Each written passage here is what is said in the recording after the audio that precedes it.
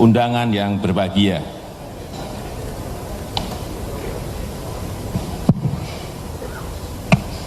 Pak SBY, mohon Pak Ruhut Sitompul diberikan penghargaan.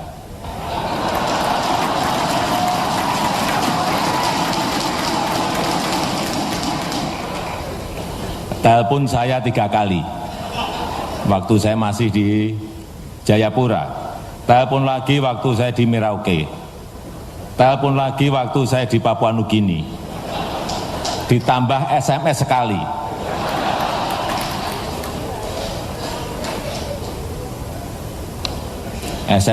SMS-nya kurang lebih bunyinya seperti ini, kurang lebih mungkin agak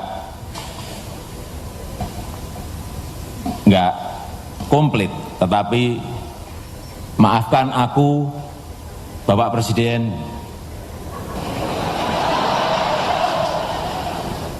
sebagai pendukung setiamu.